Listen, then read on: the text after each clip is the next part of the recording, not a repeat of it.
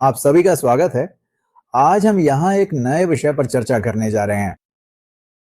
हम कह सकते हैं कि ये हमारे जीवन का एक अभिन्न अंग बन गया है। एक ऐसी तकनीक जो एक गैजेट भी है, मोबाइल फ़ोन और सोशल मीडिया, ये वास्तव में सबसे अधिक चर्चा में रहने वाला विषय है। और ये एक ऐसी तकनीक भी है जिसका हम सबसे अधिक उपयोग करते हैं। तो सोशल मीडिया के साथ-साथ आज हम जिस विषय पर सबसे ज़्यादा चर्चा करते हैं, वो है आर्टिफ़िशियल इंटेलिजेंस, एआई। एआई के बारे में, इसके उपयोग के बारे में, हम इसके खतरों के बारे में भी बहुत कुछ सुनते हैं। तो आइए इसके बारे में कुछ छोटी-छोटी बातें समझते हैं। हम मुख्य रूप से फ़ेसबुक और इंस्टाग्राम जैसे सोशल मीडिया प्लेटफ़ॉर्म्स का उपयोग करते हैं, ख़ासकर दोस्तों और परिवार से जुड़े रहने के लिए। यूट्यूब, व्हाट्सऐप, ट्विटर जिसे अब एक्स के नाम से जाना जाता है, इसका उपयोग भारत में ये सबसे अधिक है। दुनिया के देशों में सबसे अधिक उपयोगकर्ता यही हैं। चाहे वो फ़ेसबुक हो, इंस्टाग्राम हो, व्हाट्सऐप हो या यूट्यूब, भारत इसमें नंबर 1 स्थान पर है, उपयोगकर्ताओं की संख्या के मामले में। तो हाल ही में अट्टुक्कल पोंगला का आयोजन हुआ था। तो पोंगला के बाद बहुत सारे फ़ेसबुक पोस्ट देखने का मौका मिला। तो एक पोस्ट जो देखी गई, उस पर बहुत ही दिलचस्प प्रतिक्रिया भी थी। एक मुस्लिम महिला, उन्होंने पोंगला में भाग लिया और फिर फ़ेसबुक पर इसके बारे में एक पोस्ट डाली। इसके समर्थन में और इसके विरोध में उन्हें उन पे हमला करते हुए और उनकी आलोचना करते हुए। कई पोस्ट थे उनका स्वागत करते हुए और ये कहते हुए कि उन्होंने जो किया वो सही था, एक पोस्ट थी। तो इससे हम क्या समझते हैं? तो सोशल मीडिया के अच्छे पहलू भी हैं और इसके बुरे पहलू भी हैं। एक ये एक लोकतांत्रिक मंच है, एक अत्यधिक लोकतांत्रिक मंच है। और जब हम लोकतांत्रिक कहते हैं, तो इसका मतलब है कि हर किसी के पास इसमें समान अवसर और भागीदारी होने की संभावना है। अन्य मीडिया ऐसे नहीं है। उनमें कोई एक व्यक्ति तय करेगा कि कौन बोलेगा, कौन सामग्री बनाएगा, इसे कैसे प्रस्तुत किया जाएगा। ये सब उस मीडिया को संभालने वाले व्यक्ति द्वारा तय किया जाएगा। लेकिन सोशल मीडिया ऐसा नहीं है, क्योंकि सोशल मीडिया एक अत्यधिक लोकतांत्रिक मंच है। हर व्यक्ति सोशल मीडिया का उपयोग करने वाला हर व्यक्ति एक कंटेंट क्रिएटर है। तो सोशल मीडिया बहुत शक्तिशाली है। ये हम सभी को क्रिएटर बनाता है। हम कंटेंट बना सकते हैं। तो सोशल मीडिया हमारे सामने ये एक बहुत बड़ा अवसर पेश करता है। इसके अलावा इसमें आर्थिक लाभ कमाने के भी कई अवसर हैं। एक और बात यह है कि आम जनता के बीच जागरूकता पैदा करने के कई अवसर हैं। अन्य मीडिया पर निर्भर हुए बिना हम जनता के बीच हमें कुछ बातें पेश करनी होती हैं। चाहे वो कोई उत्पाद हो या कोई विषय, सोशल मीडिया उसे पेश करने का जरिया है। अभी मैं भी सोशल मीडिया के जरिए ही बात कर रहा हूं। हम सोशल मीडिया के जरिए ही बातचीत और संवाद कर रहे हैं। तो सोशल मीडिया की शक्ति ये है कि ये एक अत्यधिक लोकतांत्रिक मंच है। यही इसकी सबसे बड़ी सकारात्मक बात है। इस आटुकाल पोंगाला के दौरान कई अन्य पोस्ट भी थे। यानी महिलाओं का वहां आकर पोंगाला चढ़ाना एक आध्यात्मिक कार्यक्रम है। उस कार्यक्रम में भी महिलाएं खुद ही पोस्ट कर रही हैं। महिलाएं वहां आकर सेल्फी ले रही हैं। वे सोशल मीडिया के लिए पोंगाला चढ़ा रही हैं, चाहे वे फिल्मी सितारे ही क्यों ना हो या फिर सोशल मीडिया इन्फ्लुएंसर ही कमाना। ये सब जो कर रहे हैं वो अट्टुकाल देवी के प्रति भक्ति नहीं है, बल्कि वे अपनी पब्लिसिटी के लिए ऐसा कर रहे हैं। ये एक राय है, ये एक तर्क है। लेकिन हम उसी पोस्ट में इसके विपरीत तर्क भी देख सकते हैं, कमेंट्स और रिएक्शन के रूप में। तो ये क्या दर्शाता है? यहाँ हम इसे किसी विषय पर चर्चा करने के लिए एक निष्पक्ष मंच के रूप में देख सकते हैं। ये वाकई एक बड़ा अवसर है। सोशल मीडिया के कई नुकसान हैं, क्योंकि ये सब मल्टीनेशनल कंपनियां हैं, टेक्नोलॉजी कंपनियां हैं। तो ये सब कैसे काम करते हैं, इसके पीछे एल्गोरिदम होते हैं। तो जब हम सोशल मीडिया का इस्तेमाल करते हैं, हम फेसबुक अकाउंट खोलते हैं। जब हम फेसबुक अकाउंट खोलते हैं और इसे देखते हैं, तो एक फीड होती है। हम किस तरह के पोस्ट देखते हैं, ये सब इसके पीछे के एक सॉफ्टवेयर प्रोग्रामिंग द्वारा तय किया जाता है। इसे एल्गोरिदम कहा जाता है। इन एल्गोरिदम के लिए प्रोग्राम को इस तरह कोड किया गया है। वे इसे इसलिए कोड करते हैं ताकि हमारा ध्यान उस प्लेटफॉर्म पर ज्यादा देर तक बना रहे। तो हम किन पोस्ट को ज्यादा लाइक करते हैं, इस तरह के पोस्ट हम कमेंट करते हैं, हम किस तरह के पोस्ट स्क्रॉल करते हैं, अनजाने में हम जो कुछ भी करते हैं, जिसमें स्किप करना भी शामिल है, यहां तक कि हम जो स्क्रॉल करके निकल जाते हैं, सब कुछ नोट किया जा रहा है। तो हमारा डिजिटल प्रिंट, जिसे इम्प्रिंट कहते हैं, जो निशान है, उसे ये सोशल मीडिया बहुत मजबूती से इकट्ठा और कलेक्ट कर रहा है। तो इस टेक्नोलॉजी को संभालने वाले लोग कहते हैं कि ये प्राइवेसी का एक बड़ा मुद्दा है। ऐसा क्यों है?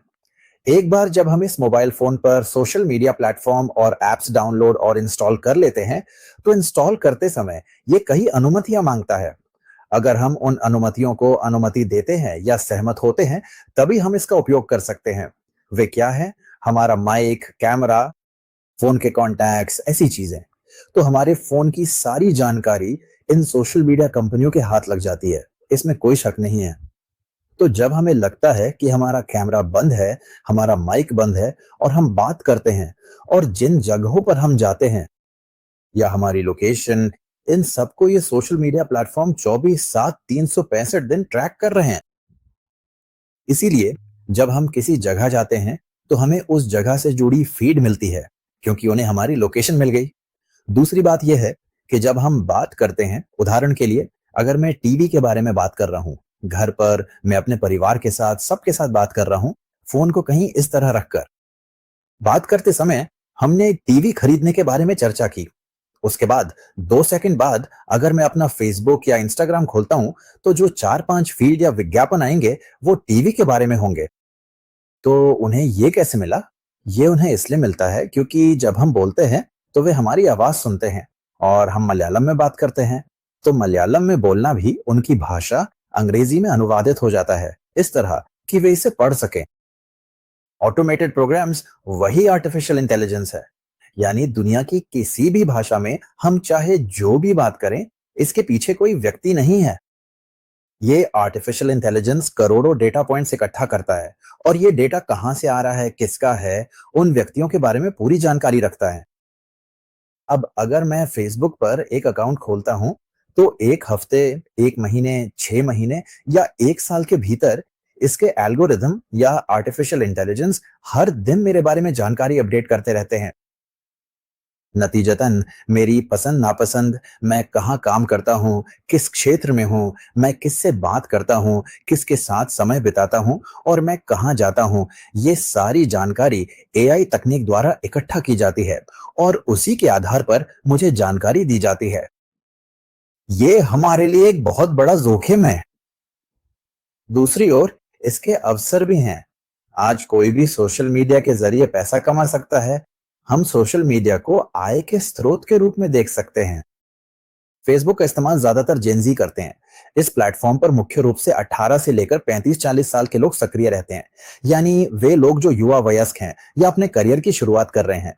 वहीं दूसरी तरफ इंस्टाग्राम प्रीटीन्स और टीन्स के लिए ज्यादा लोकप्रिय है। यानी लगभग 12 से 17 साल के बच्चे और किशोर इसमें ज्यादा एक्टिव रहते हैं। 12 से 18-20 साल के आयु वर्ग के लोग इंस्टाग्राम पर अधिक लोकप्रिय हैं। यूट्यूब हर कोई देखता है। इसी तरह लिंक्डइन पेशेवरों के लिए एक नेटवर्क है। व्हाट्सएप मैसेजिंग के लिए है, लेकिन मैसेजिंग के अलावा भी इसमें व्हाट्सएप बिजनेस जैसी चीजें भी आ गई हैं, जो इसे बिजनेस के लिए इस्तेमाल करने की संभावनाएं देती हैं। ये संभावनाएं सोशल मीडिया प्लेटफॉर्म पर आ गई हैं। आज ऐसे कई लोग हैं जो यूट्यूब, फेसबुक और इंस्टाग्राम जैसे सोशल मीडिया के जरिए काफी पैसा कमा रहे हैं। उन्हें कंटेंट क्रिएटर्स कहा जाता है।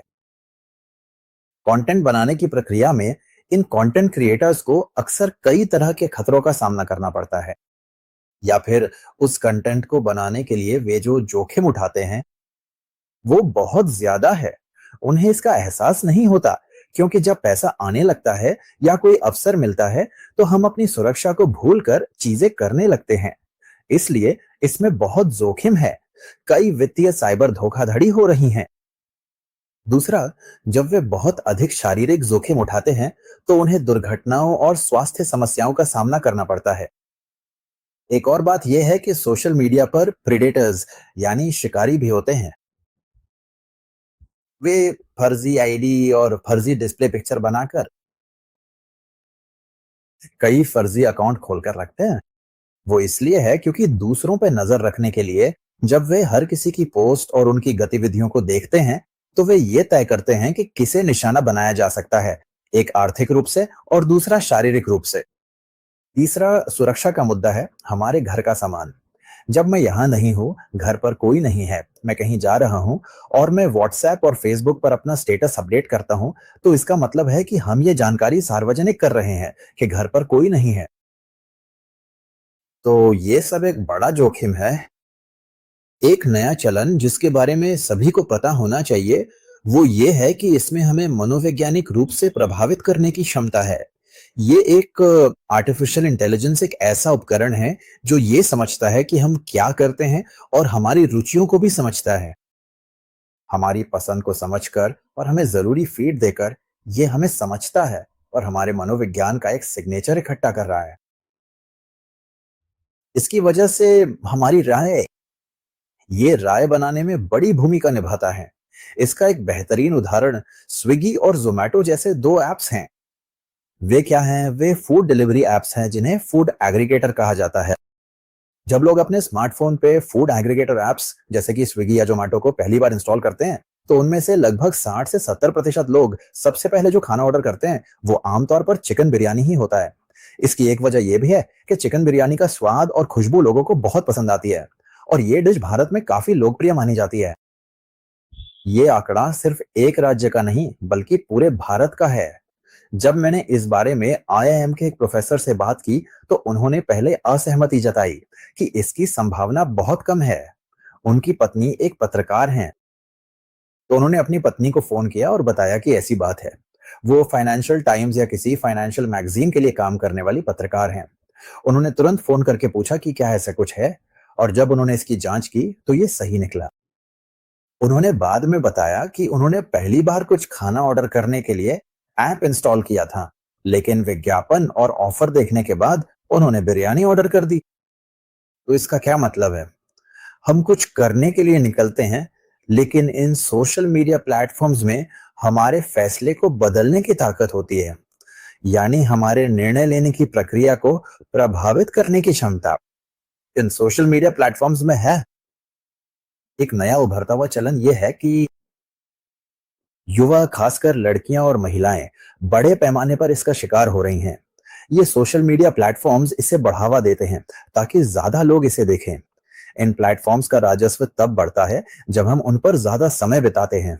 इसलिए बिना कुछ और किए हम बस सोशल मीडिया पर कैसे हम स्क्रॉल करते हैं या ज्यादा देखते हैं, तो हमारा स्क्रीन टाइम बढ़ाने के लिए ही ये सोशल मीडिया काम करता है। तो अगर ज्यादा लोग इसे देखें, तो उनके देखने लायक, उनकी पसंद के हिसाब से कंटेंट बनाना पड़ता है। तो कंटेंट बनाने के लिए वे क्या कहते हैं? इसमें नग्नता, न्यूडिटी, नग्नता वाले वीडियो को ज्यादा रीच दी जाती है, तो ज्यादा फॉलोअर्स बढ़ेंगे। तो बच्चे क्या करेंगे, चाहे लड़कियां हों या महिलाएं, वे उसी हिसाब से कपड़े, अपने पहनावे में बदलाव ला रही हैं। ये सिर्फ शहरों में ही नहीं है, ये ग्रामीण ग्रामीण इलाकों में भी ये रुझान हमें देखने को मिल रहे हैं। इस पर अभी रिसर्च चल रही है, ये सब क्यों हो रहा है। इसकी वजह से घरों में, कई परिवारों में भी समस्याएं पैदा हुई हैं। इसका दूसरा चरण ये है कि ऐसे लोगों को प्रमोट करने के लिए उन्हें पैसे दिए जा रहे हैं। तो क्या आप ऐसे 30 सेकंड के वीडियो या 60 सेकंड का एक शॉर्ट या रील बना सकते हैं? उनके लोग संपर्क करते हैं और इन बच्चों से कहते हैं कि ऐसे कपड़े पहनो, वैसे कपड़े पहनो। दूसरे चरण में ऐसा कहा जाता है। तीसरे, अगले स्टेज में वे कहते हैं कि अगर आप फला जगह आए तो प्रोफेशनल्स प्रोफेशनल्स के साथ हम आपके वीडियो शूट करेंगे, तब आपकी रीच लाखों में पहुंच जाएगी। लाखों में पहुंचने के बाद आपको अच्छी कमाई होगी। अभी जो मिल रहा है उससे 10 गुना ज्यादा कमाई होने की संभावना है। ऐसा कहकर कई बच्चों या महिलाओं को इस जाल में फंसाया जा रहा है। ये सब सच है। उन्हें इसके लिए पैसे भी मिल रहे हैं। इसे मोनेटाइजेशन कहा जाता है। और पैसे मिल रहे हैं। इनसे प्रोफेशनल्स के जरिए शूट करवाकर उनकी रील्स और शॉर्ट्स प्रोफेशनल से शूट करवाए जाते हैं। शूट करवाकर वे उसे प्रमोट करते हैं। तो मान लीजिए मैं एक वीडियो शूट कर रहा हूं और उसे प्रमोट कर रहा हूं।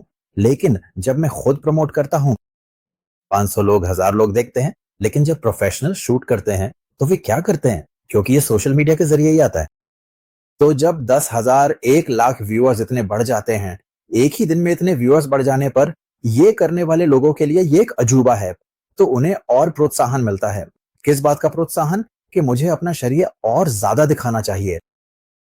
यही सोशल मीडिया पर अभी का, खासकर हमारे महिला समाज के लिए सबसे बड़ा खतरा बनकर आ रहा है। यही रुझान, ये इसका एक नकारात्मक पहलू है।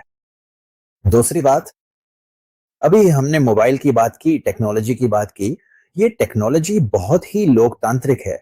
2-3 साल के बच्चे से लेके 70, 80, 90 साल के व्यक्ति तक, दोनों के लिए बहुत आसानी से इस्तेमाल करने लायक यूजर फ्रेंडली फीचर्स हैं। उस 2-3 साल के बच्चे में शायद अक्षर पढ़ने या उन्हें पहचानने की क्षमता नहीं होगी, उसने अभी सीखा नहीं है। लेकिन उन तस्वीरों को देखकर, उन इमेजेस को देखकर वे बच्चे समझ जाते हैं कि यूट्यूब कौन-सा है। तो जब आप उन्हें मोबाइल देते हैं, तो वो बच्चा बिल्कुल सही तरीके से यूट्यूब खोल लेता है। क्योंकि छोटे बच्चों को, चाहे उनकी माँ हो या कोई और, जब वे उस बच्चे को खाना खिलाते हैं या दूध पिलाते हैं, तो उसे खिलाने के लिए वे क्या करते हैं? वे मोबाइल दे देते हैं और यूट्यूब चला देते हैं। तो एक बार यूट्यूब, उसका वो सिंबल देख लेने के बाद, अगली बार जब वो बच्चा मोबाइल देखता है, तो वो बिल्कुल सही तरीके से यूट्यूब पर प्रेस करता है। तो 2-3 साल के बच्चों से लेकर 80-90 साल तक के लोग भी इसके आदी हो रहे हैं। इस लत की वजह से ब्रेन फॉगिंग जैसी एक स्थिति पैदा होती है। ब्रेन फॉगिंग का मतलब है हमारी एकाग्रता में कमी। हम एक समय में किसी एक चीज पर ज्यादा ध्यान नहीं दे पाते। ध्यान देते समय, क्योंकि हम इस तरह स्क्रॉल करते हुए आगे बढ़ते रहते हैं, हमारा दिमाग किसी एक विषय पर कभी भी ध्यान टिकाकर नहीं रख पाता। तो इस तरह स्क्रॉल करते रहने की आदत हो जाने की वजह से, इससे हमारा ध्यान बार बार भटक जाता है। इसलिए चाहे वे कामकाजी लोग हों या छात्र, उनका प्रदर्शन गिर रहा है। दूसरा है उनका कॉग्निशन, जिसे संज्ञान कहते हैं। संज्ञान का मतलब है हमारी आवाजें सुनने और चीजें देखने की क्षमता, जिसके आधार पर हम परिस्थितियों को समझते हैं। ये इंसान की एक काबिलियत है। इसे हम अंतर्ज्ञान या संज्ञान कहते हैं। ये भी कम हो रहा है। इस वजह से उन्हें बेवक्त नींद आती है, या फिर उनके मूड में बदलाव की समस्याएं पैदा हो रही हैं। इस तरह सोशल मीडिया की लत की वजह से कई तरह की समस्याएं पैदा हो रही हैं। ये एक बात है। इसमें एक दो और जोखिम है, जिन्हें हम इस दौर में फिफ्थ जनरेशन वॉरफेयर कहते हैं। फोर्थ जनरेशन वॉरफेयर विलियम लिंड नाम के एक अमेरिकी पूर्व सैनिक का एक सिद्धांत था। फोर्थ जनरेशन वॉरफेयर यानी युद्ध का मतलब सिर्फ जमीनी लड़ाई या वायुसेना की जंग नहीं है, बल्कि ये अब इंफॉर्मेशन वॉरफेयर भी है। यानी हम हर व्यक्ति तक सही जानकारी पहुंचाने की कोशिश करते हैं। क्योंकि आजकल सब कुछ लोकतंत्र है, प्रजातंत्र है। इस तरह ज्यादातर देश लोकतांत्रिक हैं। वहां चुनाव के जरिए ही वे अपने शासक को चुनते हैं। तो उस चुनाव के समय, उस चुनाव को प्रभावित करके, ये टेक्नोलॉजी कंपनियां, जो भी ताकत इन टेक्नोलॉजी कंपनियों के पीछे काम कर रही है, उसे capitalist world, global capitalist force कहा जाता है, जिसे डीप स्टेट या अमेरिकन डीप स्टेट भी कहते हैं। इनका निवेश टेक्नोलॉजी में है। फिर युद्ध के क्षेत्र में वे मिसाइल, बंदूक और ऐसी चीजों में उनका निवेश है। मीडिया में निवेश है। चौथा बड़ा निवेश फार्मा या हेल्थ केयर में है। अब केरल में ही लगभग 3,000 करोड़ रुपए की अमेरिका की ब्लैकस्टोन नाम की एक वेंचर कैपिटल कंपनी आके केरल के सारे अस्पतालों को अपने कब्जे में ले रही है। अब बीमा क्षेत्र उनका है, फार्मा क्षेत्र उनका है, और स्वास्थ्य सेवा यानी अस्पताल भी उनके हैं। तो ये एक जाल है। हम उनके चंगुल में फंस गए हैं। इतना ही नहीं, अब वे अपने मनचाहे शासकों को हमसे चुनवाने के लिए वे हमें जानकारी, चुनिंदा जानकारी देने में सक्षम हैं। यही वो चीज है जो वे इस सोशल मीडिया पर कर रहे हैं। इसे जोनरिज्म कहा जाता था। नेथन जोनर नाम के एक 14 साल के लड़के ने अमेरिका में एक प्रयोग किया। एक क्लास में 40-42 छात्र और एक शिक्षिका थी। तब इस नौजवान ने उस शिक्षिका के सामने मुझे एक बात पेश करनी है, ये कहकर अनुमति मांगी और उसने एक विषय पेश किया। वे मान गए। तब उसने कहा, मेरे पास एक रासायनिक पदार्थ है, उसका नाम डाइहाइड्रोजन मोनोऑक्साइड है। तो इस डाइहाइड्रोजन मोनोऑक्साइड के गुण क्या हैं? या इसका स्वभाव क्या है? अगर हम इसे ज़रूरत से ज़्यादा पी लें, तो हमें ब्लैडर कंट्रोल की समस्या, हमें दिक्कतें होंगी, यानी हमें पेशाब करने की प्रवृत्ति होगी। और अगर इसे नहीं पिया, मतलब इसे पीना शुरू करने के बाद इसकी लत लग जाएगी, फिर जब ये नहीं मिलेगा, तो बहुत परेशानी होगी। ये दूसरा नुकसान है। तीसरा ये है कि इसकी वजह से एसिड रेन होती है। चौथा, ये एक बहुत ही खतरनाक रसायन है। अगर इसे लोहे पे डाल दिया जाए, तो वो लोहा भी नष्ट हो जाएगा। इस तरह इसके 5-6 विवरण देने के बाद 42 लोगों वाली उस क्लास में उसने आखिर में एक सवाल पूछा, हम इस केमिकल का क्या करना चाहिए? उस क्लास के उस शिक्षिका समेत उन 42 लोगों ने उन्होंने एक स्वर में कहा कि इसे तुरंत, इसे प्रतिबंधित करना चाहिए, बैन करना चाहिए। तो ये डाइहाइड्रोजन मोनोऑक्साइड असल में H2O है, यानी कि पानी। तो इस पानी को बैन करने का फैसला उन 42 लोगों से वो करवा पाया। ये कैसे हुआ? तो जानकारी का एक पहलू जो कहा गया उसमें कुछ भी झूठ नहीं था। ये अर्ध सत्य हैं। तो जब सिर्फ अर्ध सत्य पेश किए जाते हैं, तो हम लोगों को गलत निष्कर्ष पर पहुंचने और गलत फैसले लेने के लिए मजबूर कर सकते हैं। इसका ये सबसे बेहतरीन उदाहरण है। इसी जोनरिज्म की तकनीक का इस्तेमाल करके आज इस फिफ्थ जनरेशन वॉरफेयर में जो कि इंफॉर्मेशन वॉरफेयर है, आज इंफॉर्मेशन एंड टेक्नोलॉजी वॉरफेयर है। इस टेक्नोलॉजी, इन एल्गोरिदम्स और इनके फीड्स का इस्तेमाल करके यही आज मानव जाति के लिए सबसे बड़ा खतरा बनने की संभावना है। अवसर बहुत हैं, लेकिन अगर हमने इन खतरों पर ध्यान नहीं दिया, तो ये सभी को बहुत नुकसान पहुंचा सकते हैं, क्योंकि इस लोकतंत्र में हमें ही अपना भविष्य चुनना है। हमारी जीवन शैली कैसी होनी चाहिए? तो हमारी जीवन शैली आज यही ट्रेंड है, यही फैशन है, यही लोग कर रहे हैं। जब इसे ऐसे पेश किया जाता है और हम इसकी नकल करने लगते हैं, तो आने वाली मुसीबत क्या है? क्योंकि हमारी खुद सोचने की क्षमता कम होती जा रही है। क्योंकि इस अटेंशन डेफिसिट की वजह से हम अपने बारे में नहीं सोच रहे हैं, क्योंकि हम हमेशा इस मोबाइल की लत में रहते हैं। इसलिए हमारा सोचना, हमारा संवाद करना और घरों में होने वाली चर्चाएं बहुत कम हो गई हैं। उस स्थिति में वे हमारी सोच या हमारे फैसलों को नियंत्रित कर सकते हैं।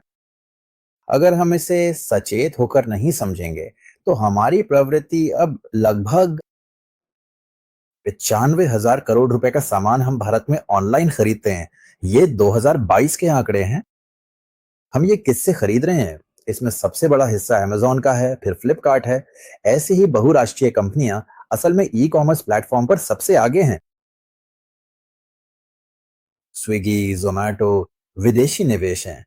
इस तरह हम अपने जीवन में जो ₹100 खर्च करते हैं, उसमें से आज लगभग 60-70 रुपए इस टेक्नोलॉजी के ज़रिए होने वाला खर्च है।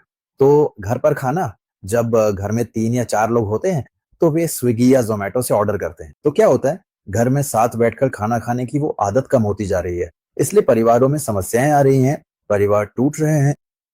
दूसरा, महिलाओं और पुरुषों को अलग-अलग फीड मिलने से जब उनकी शैली बदलती है, तो पति-पत्नी के बीच समस्याएँ पैदा होती हैं और इस तरह आज तलाक के मामले बहुत बढ़ रहे हैं। तो ये सब सामाजिक समस्याएँ बहुत बढ़ रही हैं और साथ ही ये हमारी सुरक्षा के लिए भी बड़ा खतरा है।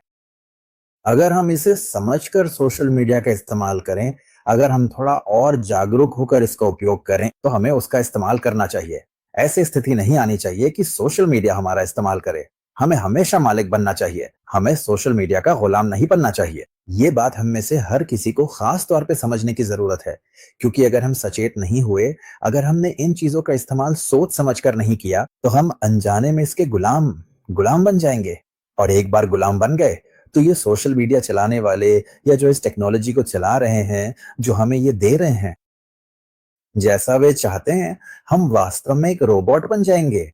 हम एक रोबोट बन के रह जाएँगे।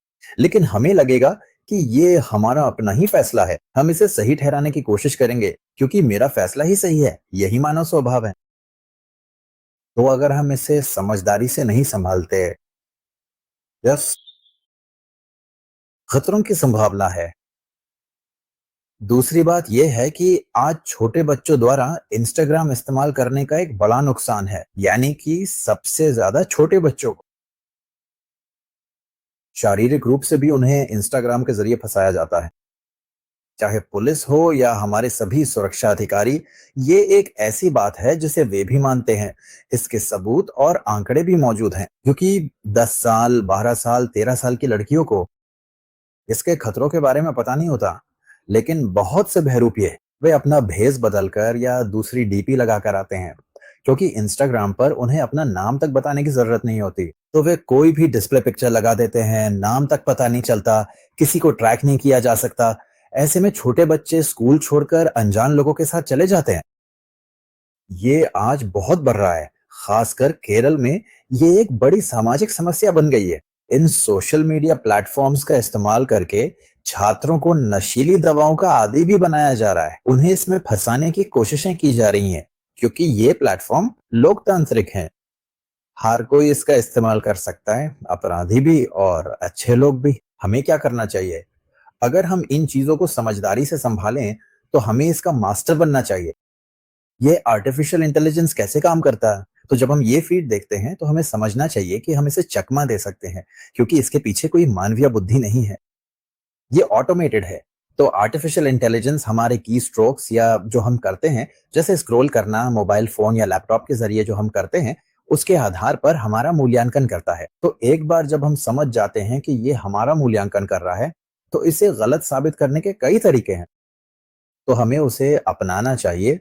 उसे अपनाकर हम अपनी सुरक्षा और अपनी प्राइवेसी सुनिश्चित कर सकते हैं। सोशल मीडिया का इस्तेमाल करते समय हर किसी को इन बातों का ध्यान रखना चाहिए। हमें सोशल मीडिया का इस्तेमाल करना चाहिए, हमें इसका मास्टर बनना चाहिए, और ये ध्यान रखना चाहिए कि ये हमारा इस्तेमाल ना करने लगे हैं। इसके लिए क्या चाहिए? माइंडफुलनेस। हमें हमें इसे पूरी जागरूकता के साथ इस्तेमाल करना चाहिए, वरना बड़ा खतरा हो सकता है। दूसरा, ये राय बनाना जिसे हम कहते हैं, वो चीजों को समझने के बाद होना चाहिए। सोशल मीडिया के कमेंट्स या सोशल मीडिया पे जो वायरल हो रहा है, सोशल मीडिया पे वायरल होने वाली हर चीज का ट्रेंड बनना जरूरी नहीं है, और वो एक अच्छा ट्रेंड हो ये भी जरूरी नहीं है। तो सोशल मीडिया पर ट्रेंड को ज्यादा लोग देख रहे हैं, इसलिए वही सही है, और इसीलिए मैंने उसका पालन किया। मैं उसी तरह से अपनी जिंदगी जीने वाला हूं। ऐसे गलत फैसले ना लें। हमें जो फैसला लेना चाहिए, वो सही गलत, अच्छाई बुराई, गुण दोष पर आधारित होना चाहिए। यही हमारे फैसलों का आधार होना चाहिए। तो इसके लिए जरूरी माहौल हमारे परिवारों में होना चाहिए। आज परिवारों में चर्चा नहीं हो रही है, परिवारों में संवाद नहीं हो रहा है, परिवार एकजुट नहीं हो रहे हैं। क्योंकि जब पति पत्नी साथ बैठते हैं, तब भी दोनों अपने अपने मोबाइल लेके बस उसे ही देखते रहते हैं, दोनों ही। तो उनके बीच बातचीत बहुत कम हो रही है, और जब ये कम होती है, तभी ये उलझने और ऐसी चीजें पैदा होती हैं। अगर हम चाहते हैं कि ऐसा न हो, तो हमें फिर से अपने घरों में बातचीत, चर्चा और विचारों का आदान प्रदान करना होगा। साथ ही हमें माइंडफुलनेस के लिए कुछ बुनियादी चीजें करनी चाहिए, करीब 10-15 मिनट के लिए। नहीं तो हम इसकी लत की ओर बढ़ेंगे। एक बार लत लग गई तो ब्रेन फॉगिंग होगी, हमारी एकाग्रता कम हो जाएगी, हमारी क्षमता कम हो जाएगी, ये सब होगा। क्योंकि आज उसके आंकड़े क्या कहते हैं, अगर हम सांख्यिकी को देखें, भारत में औसतन एक दिन में 180 मिनट, यानी 3 से साढ़े 3 घंटे का औसत समय हम सोशल मीडिया पर बिताते हैं। यानी एक दिन में हमारे 8-10 घंटे सोने के समय को छोड़कर 12 घंटों में या 12-14 घंटों में हम 3 से साढ़े 3 घंटे, ये औसत है। तो औसत होने पर कुछ लोग 5-10 मिनट इस्तेमाल करने वाले भी होंगे, लेकिन इसका मतलब है कि ज्यादातर लोग 4-5 घंटे इस सोशल मीडिया पर बिता रहे हैं। तो उस बिताए गए समय को प्रभावी और लाभदायक बनाने के लिए हमारा समय हमारा समय हमारे खिलाफ ना जाए, हमें नुकसान ना पहुंचाए, बल्कि हमारे लिए फायदेमंद हो, इसके लिए हमारी ओर से एक सचेत प्रयास होना चाहिए। इसके लिए सबसे पहले हमें इसे सचेत होकर संभालना होगा। दूसरा है माइंडफुलनेस। अपनी एकाग्रता बनाए रखने के लिए छोटे छोटे सांस लेने के व्यायाम, प्राणायाम। और फिर हमें धार्मिक गतिविधियों में शामिल होना चाहिए, सत्संग में जाना चाहिए, मंदिरों में जाना चाहिए। क्योंकि अगर हम इस आभासी दुनिया से निकलकर वास्तव में एक अच्छे माहौल में समय नहीं बिताते हैं, तो हम बस एक आभासी दुनिया में रह जाएंगे। ये आभासी है, ये सच नहीं है। तो किसी भी समय हमें ऐसा लग सकता है कि हमारे बहुत बड़े प्रशंसक हैं, लेकिन क्योंकि ये आभासी है, इसलिए हमारे साथ धोखा होने की संभावना है। अगर हम इस बात का ध्यान रखते हुए सोशल मीडिया का इस्तेमाल करें, तो हम इसे बहुत ही उपयोगी तरीके से इस्तेमाल कर सकते हैं।